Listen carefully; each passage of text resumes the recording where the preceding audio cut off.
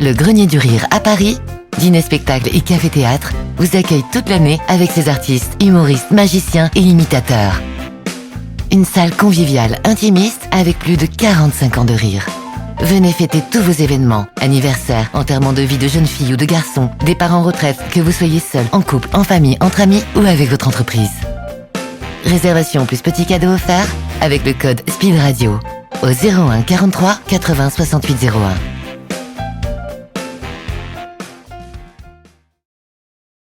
Bonjour, vous écoutez Stand Up Story, l'émission qui vous fera aimer le stand-up, du moins je l'espère. Je suis Flora et nous avons l'immense honneur d'accueillir pour cet épisode Samia Orosman. Bonsoir. Bonsoir Samia, comment vas-tu ? Ça va toujours, et toi ? Très bien, je te remercie. Un grand merci d'avoir accepté cette invitation et d'avoir bravé le froid. Ah, merci à toi. J'avoue que ça n'a pas été facile, mais Dieu merci, je suis là. Actuellement, tu as ton 3e spectacle en rodage aux alentours de Paris, c'est bien ça ? C'est ça. J'ai fait quelques dates de rodage au Kremlin Bicêtre dans une salle qui s'appelle le Sound Comedy qui se trouve juste au-dessus d'un resto thaï, c'est rigolo. Et en fait, ça s'est bien passé, mais je t'avoue que moi, j'ai encore du mal parce que je sais que c'est pas fluide. Donc il faudrait que je retrouve un autre endroit un peu plus au centre de Paris pour continuer de le roder. Et en attendant, je continue de jouer le 2e spectacle parce qu'il y a plein d'endroits où les gens l'ont pas vu. Et c'est Je suis une bouffonne, le titre ? C'est ça, okay. C'est ça. Donc je fais quelques dates. J'ai une date en Suisse, à Lausanne, j'ai une date à Lyon, j'ai une date près de Metz, à Famec. Et puis je organise un plateau aussi d'humour à Djerba. Ah, c'est super. T'arrives à internationaliser, pardon. Ouais, moi j'ai eu la chance de jouer dans une trentaine de pays à travers le monde avec mon spectacle. Mm-hmm. Et en fait, Djerba, c'est un peu, c'est l'île d'où viennent mes parents. Et donc, j'avais organisé un festival et maintenant, j'ai pas trop les moyens de le refaire parce que c'était quelque chose de très gros et qui demandait beaucoup d'énergie et de main-d'œuvre, surtout pour pouvoir le faire. Et donc, du coup, là, à défaut de pouvoir faire un festival, j'organise des plateaux d'humour une fois tous les mois ou tous les 2 mois pour essayer de faire vivre la scène culturelle là-bas pour les francophones. Parce qu'il y a beaucoup de gens qui se sont installés à Djerba et qui n'ont pas l'occasion de sortir. Et du coup, amener des artistes nouveaux chaque mois ou chaque 2 mois, pour eux, c'est génial. Et c'est quelque chose qui te tient à cœur ? Oui, parce qu'il y a beaucoup d'artistes qui méritent de se faire connaître au-delà des frontières. Et puis là-bas, les gens ont besoin d'une offre artistique. Et puis comme c'est chez moi, entre guillemets, parce que voilà, mes racines sont là-bas, et j'ai envie de faire quelque chose pour faire bouger un peu. Mmh. Et toi qui t'occupes de la programmation, de tout gérer, de A à Z, en plus de ton spectacle, alors que tu fais plein de choses. Oui, pas tant que ça, mais oui. En fait, quand je vois des artistes qui sont talentueux et qui méritent de se faire mettre en avant, et que je sais que ça peut fonctionner aussi là-bas, parce que voilà, c'est un public un peu particulier. C'est un mélange entre des expatriés, mais il y a aussi des locaux qui sont assez conservateurs. Et donc, il y a certains types d'humour qui ne peuvent pas passer. Donc, je sélectionne et quand je vois qu'un artiste peut cartonner là-bas, je propose de venir. Et c'est chouette parce que tout le monde est content. Eux, ils sont contents de découvrir une nouvelle destination. Et puis, le public est content de découvrir un nouvel artiste qu'ils n'auraient pas découvert sans ça. Ok, ça doit être en tout cas délicat à chaque fois d'être pour amener les sujets subtilement et de trouver les bons artistes pour amener sur certains sujets. Ouais, mais après, ça va quand tu baignes dans ça depuis petite. Après, tu sais, tu vois. Ok, super. Écoute, avant de parler de ton parcours et de ton spectacle, j'ai préparé quelques petites questions décalées pour mieux te connaître. Es-tu prête ? Toujours. Tu me fais confiance ? Ouais. Moi, je suis une ancienne scout et les scouts, ils sont toujours prêts. Ah, ça, je ne savais pas, par contre. Je n'avais pas trouvé sur Internet cette information. Ouais, scout toujours prêt. J'étais chef de groupe chez les scouts musulmans de France. C'est rigolo. Je ne savais même pas que ça existait avant de bosser avec eux. Et donc voilà, j'ai filé un coup de pouce et puis je m'occupais bien des petits, quoi. Une fois même sur le camp, ils m'ont mis en tant que cuisinière pour une centaine de gamins sur une semaine. J'étais impressionnée par moi-même. Et t'as assuré ? Ouais, je me suis débrouillée. En tout cas, ils ne sont pas morts d'intoxication, tout va bien. C'était sous ta responsabilité tout de même. Ouais. Personne ne s'est plaint, même pas les parents. Non, apparemment, ils étaient contents. Ah comme quoi, quand on est petit, on peut être content de tout. Exactement. Est-ce que tu pourrais nous donner 2 traits de personnalité qui ne te correspondent pas, s'il te plaît ? Le calme, parce que je le suis absolument pas, et la discrétion.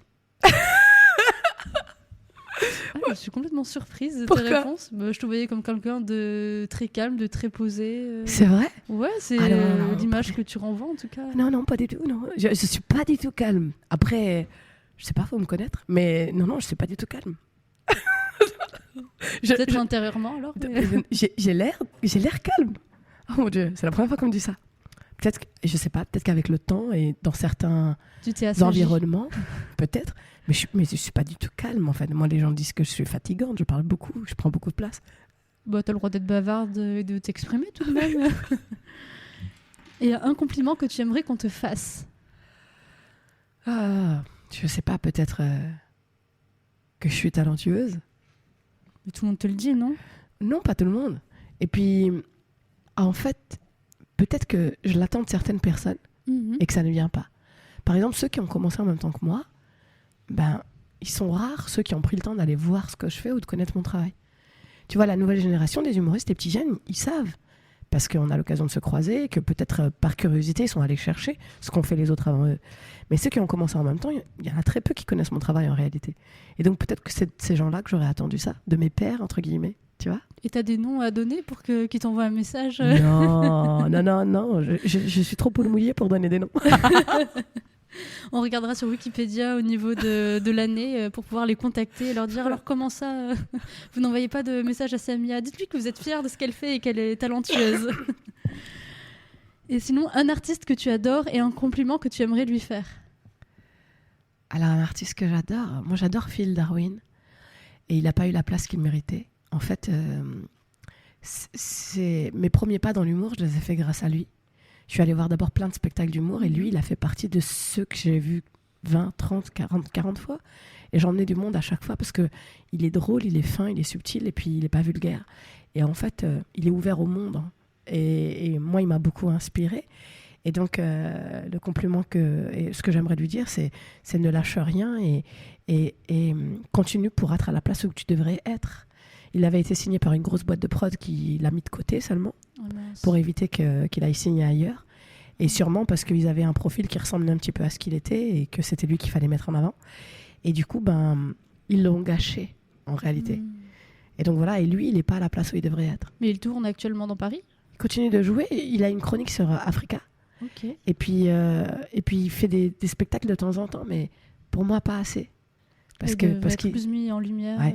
Il a un talent monstre et puis il est généreux et il est vrai. Et rares sont les artistes comme ça. Bon, il faut croiser les doigts pour lui alors qu'il puisse. Je te montrerai un petit peu ce qu'il fait, tu verras. Ah bah avec grand plaisir, je suis curieuse. Je t'avoue que je connaissais même pas son nom malheureusement. Et si tu devais donner un mot pour définir ton spectacle, un seul, pas deux.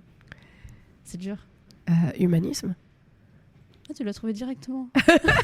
Oh non, mes questions finalement c'était pas si décalé que ça. Non, parce que c'est ce que j'essaye de transmettre. Quel que soit le spectacle que j'écris, c'est toujours ça. C'est le côté humain en fait. Pour moi, c'est ce qui est le plus important dans ce métier. Ah, et c'est ce qui me manque. Et d'ailleurs, nous, on s'était croisés il y a quelques mois, je crois, au Juicy Comédie, donc qui est un plateau d'humour situé dans le 20e arrondissement de Paris, où se jouent donc de nombreux humoristes tous les mercredis à 19h30 là-bas. C'est il y a quelques mois, c'est ça, non? Il me semble. Ça. Déjà, ça passe super vite. Et quand on s'est vu pour la première fois, Samia, je me souviens que tu étais déjà lumineuse et d'une extrême gentillesse avec tout le monde. Et quand j'ai préparé cette interview, j'ai demandé à certaines de tes connaissances des anecdotes à ton sujet, et tous ne m'ont sorti que du positif. Eh bien... Vraiment, je cite. Tu vas essayer de deviner qui c'est. Alors, Samia est humainement et artistiquement parlant phénoménal, d'une humilité incroyable. Selon lui, donc, vraiment, tu es comme une personne... Qu'est-ce qu'il m'a dit? Ah oui, je cite, sans chichi, et que tu te serais même assise par terre pour discuter à Mantes-la-Jolie. Attends, c'est Disquette? Non. Non? Ah, c'est... comment il s'appelle? Shadow. Exactement. Ok. Vraiment, il m'a envoyé un vocal de 2 minutes rien que pour faire des compliments. J'étais là, mais non, mais moi, il me faut des anecdotes. Je sais pas, c'est des mauvaises habitudes, des mimiques sur scène, quelque chose de drôle, quoi. Il me dit, oh non, machin. Mais en fait, moi, c'est un truc que j'arrive pas à comprendre. C'est les gens que tu croises et qui disent, mais t'es vachement simple. Et je me dis, mais la vie, elle est déjà trop compliquée. Et puis, je comprends pas non plus les pseudo-humoristes qui se prennent pour. et qui vont dire non mais attends, c'est pas comme ça, puis c'est un travail, comme s'ils étaient chirurgiens et qu'ils faisaient des opérations à cœur ouvert alors qu'ils font des blagues, quoi. Calmez-vous, redescendez sur terre. Et donc, en fait, pour moi, un artiste, il peut pas, enfin un humoriste, il peut pas prendre le melon ou regarder les gens de haut ou devenir compliqué, parce que ça, c'est un non-sens avec le travail qu'il fait. L'humoriste, c'est l'ami de tout le monde. C'est le bon copain qu'on aimerait avoir. C'est celui qui dégage de la sympathie, de la générosité, du partage. Pour moi, c'est à ça qu'on doit s'identifier. Et celui qui est dans le mépris, l'orgueil et la condescendance, il n'est pas fait pour ce métier. Il n'a qu'à devenir chanteur, diva, tu vois. C'est plus adapté, je pense. Il y en a qui recherchent le succès et après, avec le public, la reconnaissance, ça peut monter à la tête et c'est un phénomène qui peut être, entre guillemets, normal du moment que c'est passager. C'est tellement triste. Parce qu'en fait... ils ne se rendent pas compte que c'est ces gens-là qui les font. Donc si tu deviens méprisant avec les gens qui te font, comment tu veux continuer à faire ce que tu fais ? C'est grâce à eux que tu existes. Si eux, ils ne payaient pas leur place pour venir te soutenir ou s'ils ne te suivaient pas... Mais ils vont te dire, ouais, mais c'est parce que je suis le meilleur, c'est pour ça. Et donc tu peux avoir une certaine arrogance de certains. Oh mon Dieu. Toi, tu es vraiment tout l'inverse. Pour moi, c'est un échange. On n'est pas là juste pour... briller en haut et que les gens soient là pour nous aduler. Pour moi, c'est un partage, c'est un échange. Ce que tu donnes au public, c'est ce que tu reçois aussi.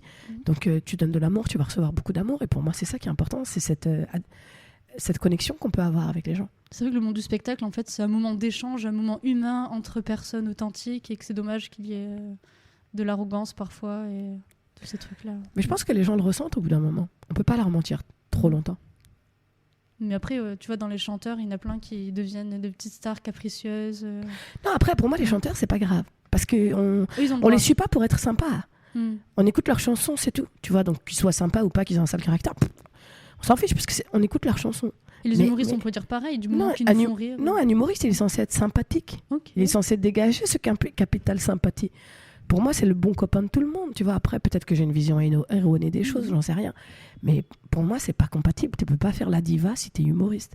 Change de taf. Deviens diva. Deviens Maria Carré et c'est bon. Maria Carré, elle a le droit. Elle peut faire sa diva. C'est une diva, elle est là pour chanter, elle fait la star. Et puis, les gens la respectent peut-être pour ça aussi. Ils en font des caisses pour la mettre bien, parce que pour eux, c'est important qu'elle soit là. Mais...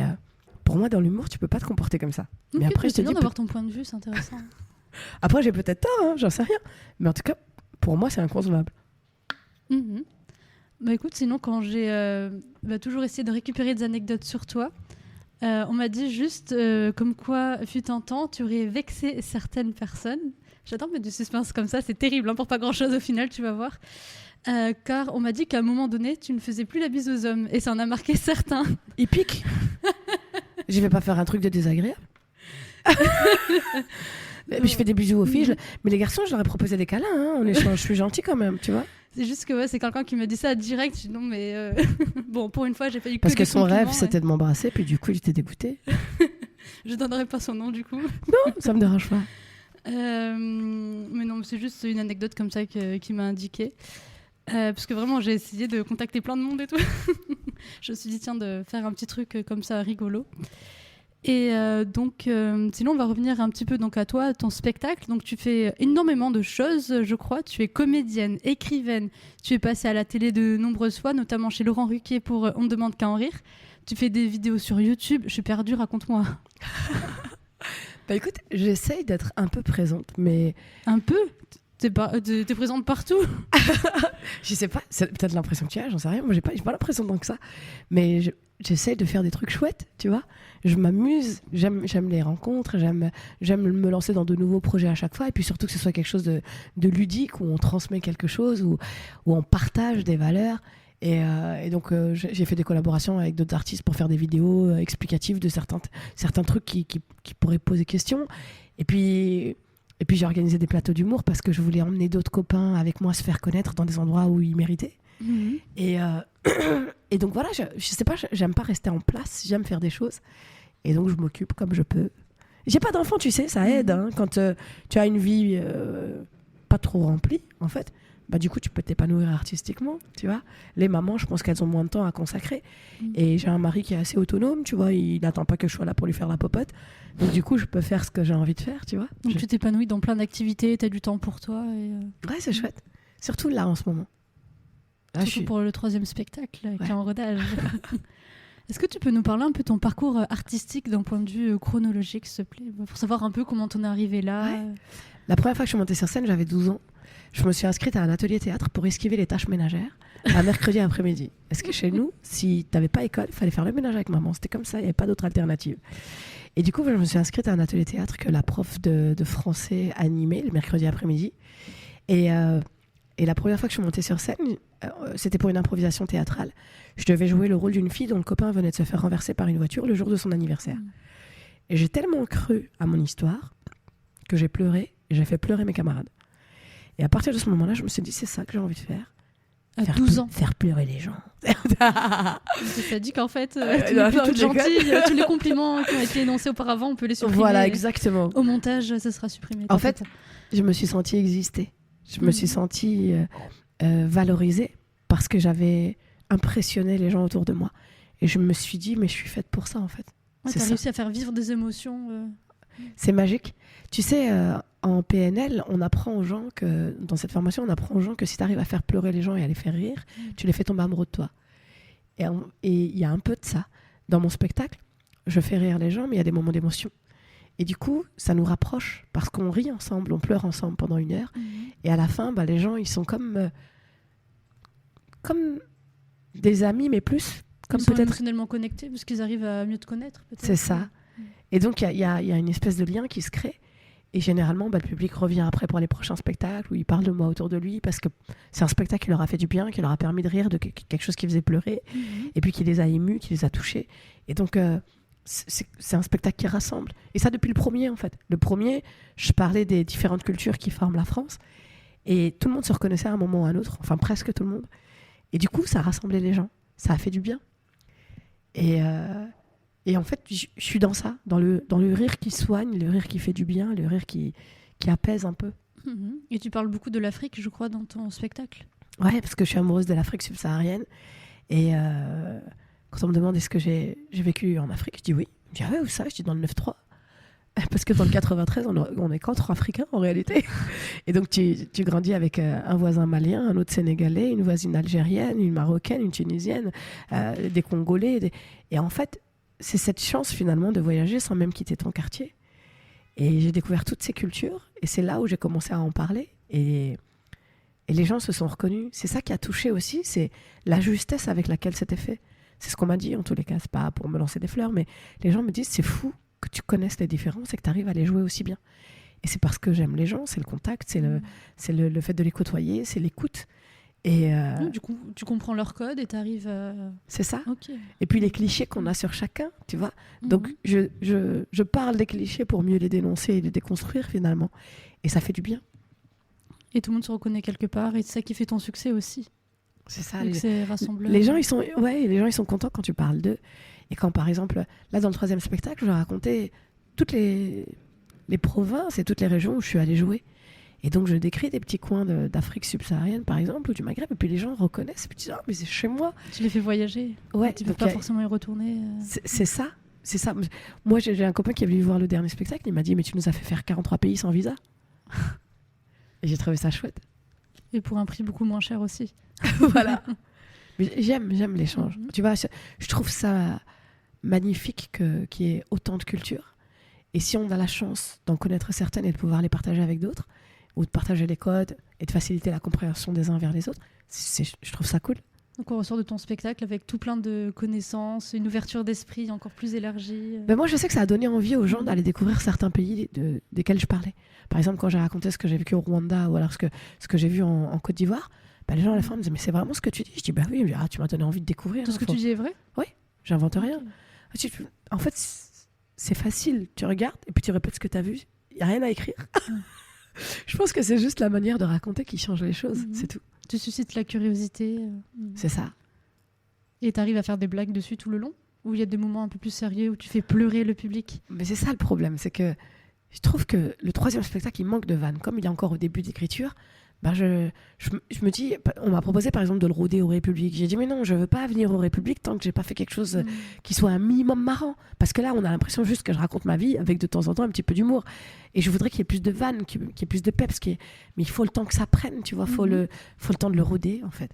Et donc quand il sera rodé, oui, j'irai le jouer peut-être au République. Mais pour l'instant, je me dis non, c'est beaucoup trop tôt. Même si là tu te rodes et une fois que c'est bon, t'as la date au République et tu cartonnes et puis succès monstrueux. J'espère. Mais je sais pas, on verra. Mais plus tu avances et plus tu as de l'exigence envers toi-même. Parce que quand tu joues le même spectacle pendant 10 ans et que ça fonctionne bien et que tu sais à quel moment les gens doivent rire, ça devient comme une chanson que tu connais par cœur. Et donc il y a plus vraiment de surprise parce que tu sais qu'à tel moment ou tel moment ça va bien marcher. Tu as le rythme en fait. Ouais. Tu as le rythme. Mais quand tu te testes dans quelque chose de neuf, tu vas à tâtons comme quelqu'un qui ne voit pas, tu vois, et tu avances doucement en disant bon, est-ce que ça je peux le raconter, est-ce que ça va pas crisper les gens, faut toujours faire preuve de subtilité quand tu parles des choses, surtout quand tu parles de thèmes qui sont un peu houleux. Et c'est ça le plus difficile peut-être. Mais ça te perturbe de tâtonner un petit peu, sachant que tu as une belle carrière et que tu as réussi plein de choses? Bah oui, toujours. Tu remets ton titre en jeu à chaque fois. Les gens me disent mais t'as encore le trac. Je dis mais bien sûr, c'est comme une nouvelle rencontre amoureuse. À chaque fois que tu rencontres un nouveau chéri, c'est pas parce que t'en as connu plein avant que tu vas pas être émoustillé et que tu vas pas te poser 1 milliard de questions. Tu vas dire mais est-ce que je vais lui plaire? Est-ce qu'il va regarder comme je suis ou est-ce qu'il va s'arrêter sur mes défauts? Et le public c'est pareil. À chaque fois, c'est une reconquête. Et chaque public est différent. Donc, à chaque fois, tu as peur de ne pas plaire, de pas conquérir. Et puis, finalement, dès les premiers rires, ça va. Ça te rassure, les rires. Et à la fin, tout le monde te remercie. Tout le monde dit que tu es drôle et en plus que tu es talentueuse, etc. Donc, tu recommences. Généralement, les gens sont contents. Mais je t'avoue qu'à chaque fois que tu remets ton titre en jeu, tu as peur. Toujours. Et puis, c'est aussi ça qui nous anime quand on se lance dans... Quel que soit l'art qu'on fait, moi je pense que les artistes, ils ont un besoin d'être réconfortés dans ce qu'ils sont et dans leur qualité.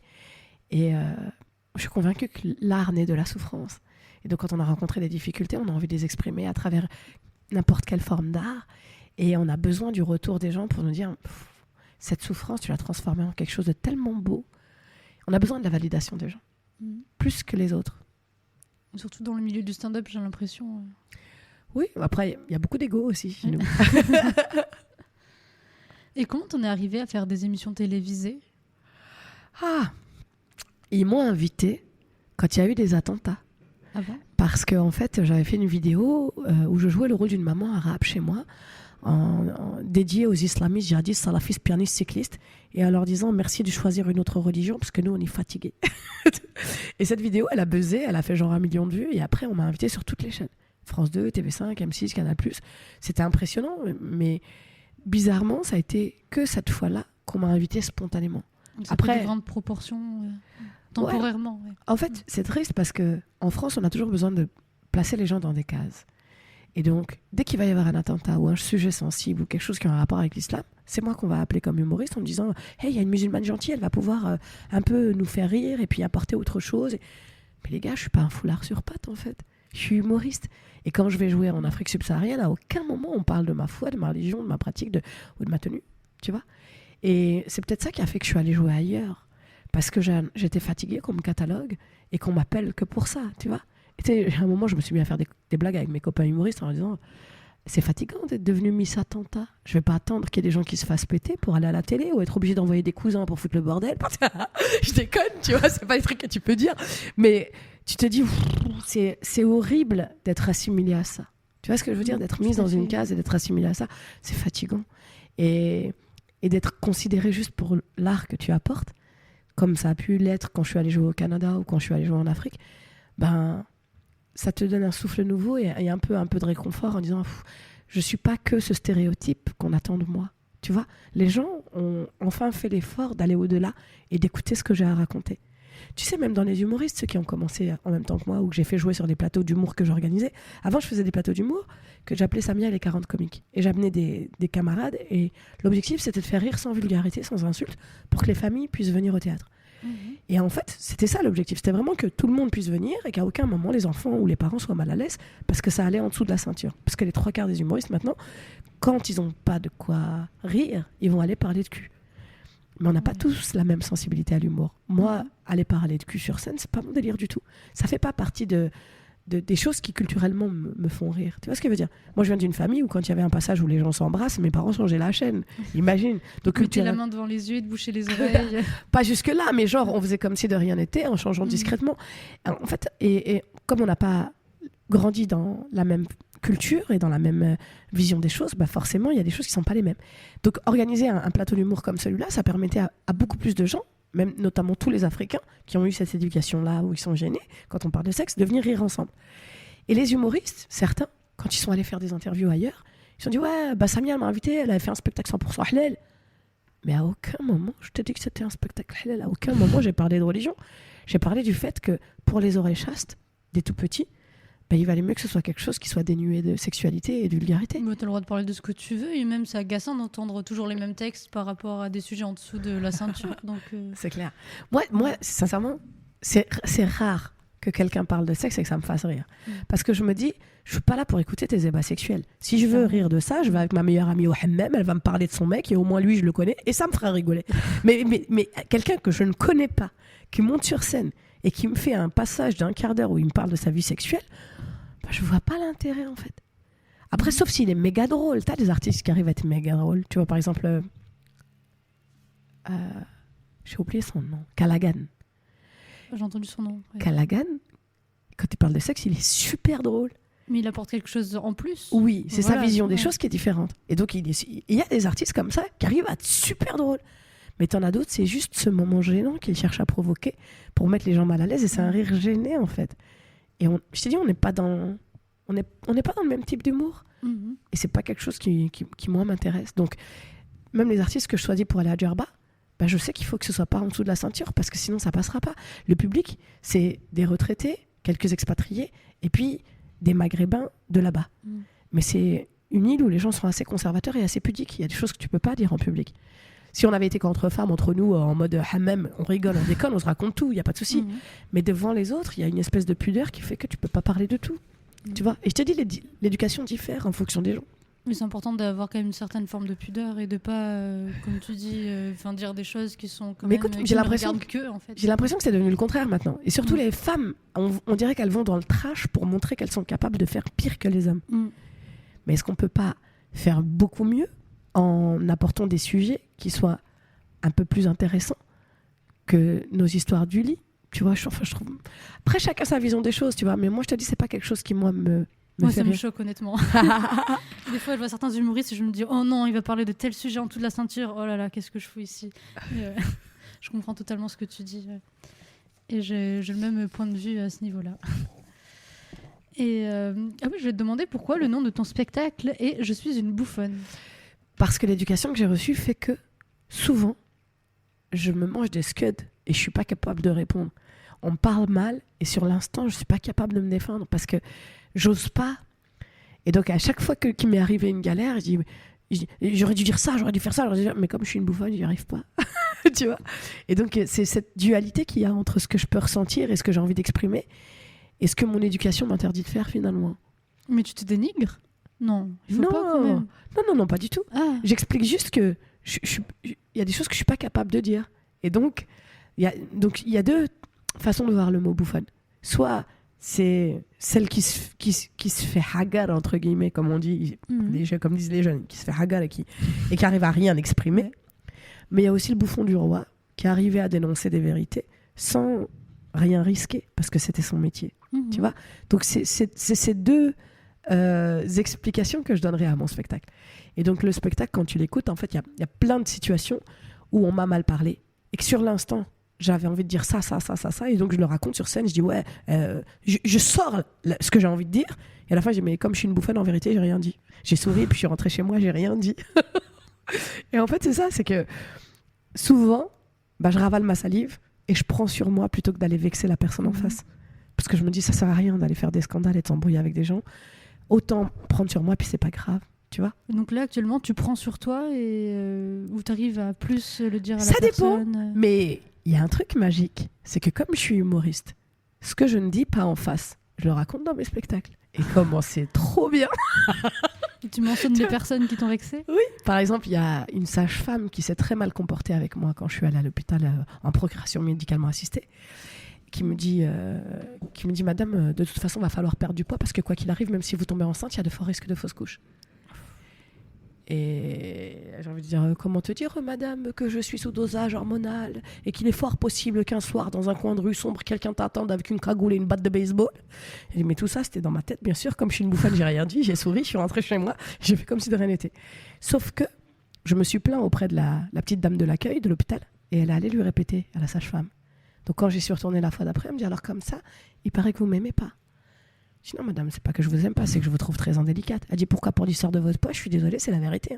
Ce que je vous ai dit c'était vrai. Je dis madame, le problème c'est pas le fond, c'est la forme. Il y a des manières de dire les choses. Vous savez que les femmes qui viennent vous voir sont déjà en souffrance. Est-ce que c'est une raison pour en rajouter? Elle dit non mais moi je suis désolée, ce que je vous ai dit c'était la vérité. Vous voulez bien le prendre, vous le prenez bien, vous voulez pas? Je dis madame c'est trop tard. Vous êtes déjà dans mon sketch. Elle dit pardon? Je dis vous savez que je suis humoriste? Eh bien vous êtes déjà dans mon sketch. Et ça, tout ça, je le raconte dans le spectacle. Et tu l'as invité à voir ton spectacle? Non, jamais de la vie. Elle va payer sa place. Ça, je l'ai raconté à la télé. Je suis passée dans Voici. Et ce passage-là a été diffusé, donc je pense qu'un jour ou l'autre, elle le verra. Et elle saura ce que je dis sur elle. Parce qu'après, elle est allée demander à toutes les sages-femmes de quoi je parlais. Personne ne savait, je ne l'avais même pas encore joué. Mais c'était important de le verbaliser. Et quand je l'ai raconté sur scène, j'ai vengé toutes les femmes qui ont été victimes de violences obstétricales finalement, parce qu'il y en a beaucoup d'autres qui ont vécu des difficultés. Son comportement, il était horrible. Bien sûr. C'est choquant. Bien sûr, surtout que ça veut rien dire. Tu sais, en fait, en France, on a un réel problème avec la surcharge pondérale parce que quoi qu'il arrive, on dira toujours que c'est à cause de ça. Quand tu iras pour te soigner pour n'importe quoi, on dira non mais madame, c'est normal, vous êtes en surcharge pondérale. Alors que des fois, ça n'a rien à voir. Moi, j'ai rencontré des femmes subsahariennes, elles font le double de mon poids, elles ont déjà 15 gamins. Et ça n'a jamais posé problème, tu vois. Et donc, à un moment donné, j'avais même perdu beaucoup de poids pour réussir à tomber enceinte. Et ça n'a pas marché quand même. Donc ça veut rien dire. Et au début de mon mariage, j'avais 40-50 kilos de moins et je suis pas tombée enceinte non plus. Et c'est ce que j'ai essayé de lui expliquer à cette dame-là, mais elle voulait rien entendre. Pour elle, c'était le poids. Fallait perdre du poids. Et il y a une espèce de grossophobie qui est là et que j'ai voulu dénoncer aussi dans le spectacle. Et t'as raison. Venge-toi à ta manière. Par mais l'humour. c'est chouette parce que tout ce que tu ne peux pas dire sur l'instant, bah après tu peux le raconter sur scène, tu peux en rire. Et surtout que ça concerne de nombreuses personnes. Donc, les femmes, en fait, se reconnaissent et ça leur fait du bien. Moi, il y en a plein qui sont venus me voir en me disant merci, t'as réussi à me faire rire de quelque chose qui me fait pleurer. Et c'est super. C'est super de voir les choses comme ça, en tout cas, et d'y arriver, comme tu le fais. Merci. D'ailleurs, pour suivre un petit peu ton actualité, comment on peut faire si les auditeurs sont intéressés? Sur mes réseaux. Alors, soit sur Instagram, soit sur TikTok, je balance des infos des fois, parce que j'essaie de me mettre à TikTok, même si c'est compliqué. Et sinon, les anciens comme moi, ils connaissent Facebook, tu vois. Mais sinon, j'ai quelques. Ça existe encore ce truc? Ça existe encore, oui. Tu sais que j'ai beaucoup de gens qui me suivent sur Facebook. J'ai genre 420 000 personnes sur Facebook, parce que c'est les anciens énorme. comme moi. Et sur Instagram, j'ai 103 000, tu vois. C'est déjà beaucoup. Ouais. Et sur TikTok, il y a 34 000. Parce que, tu vois, je suis pas souvent, mais en fait, c'est difficile d'être sur tous les réseaux en même temps. Et puis, moi, je suis pas de la même génération que toi. Tu vois, on a du mal aussi à se mettre à la page, à se mettre à jour. C'est compliqué. Mais j'essaye à chaque fois d'arriver avec des nouveaux projets, d'être sur de nouvelles plateformes et puis d'essayer de transmettre autant que je peux. Parce que quand je rencontre des petites jeunes de ton âge, elles me disent « Ah, je te suivais quand j'étais petite !» J'avais pas mieux pour me donner un coup de vieux. C'est l'horreur d'entendre ce genre de phrase. Je te suis, mais en ce moment, je l'entends beaucoup. Comme ça fait longtemps que j'étais pas en France, en fait, moi je voyageais beaucoup pour les spectacles, j'étais pas souvent là. Et là, en ce moment, je suis un peu présente. Mon chéri, il a eu quelques problèmes de santé, donc je suis bloquée ici. Et ça fait genre 4-5 mois que je suis là. Et quand je me balade, souvent, je croise des petits jeunes qui me disent « Ah, je vous aime trop, je vous suivais quand j'étais petite. » Et je me dis « Pourquoi tu me suis plus maintenant ?» Et puis, qu'est-ce que ça veut dire quand t'étais petite? Comme quoi, t'es une modèle pour eux. Je sais pas, mais ça me donne un coup de vieux. Et un côté de genre, mais il y a longtemps qu'on t'a pas vu, en fait. Alors que je suis toujours présente. Mais c'est difficile quand tu es pas trop présente dans les médias de faire parler de toi.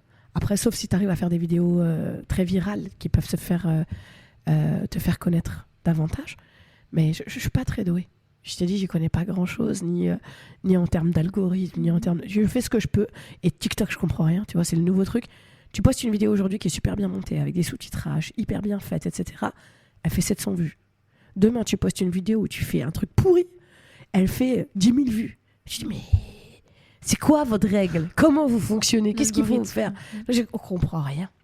Tu fais ce que tu peux, comme tu dis, et tu verras bien où ça te mène déjà. C'est ce que je fais. Donc au moins je fais, tu vois. J'essaye tous les jours, tous les 2 jours de poster un truc.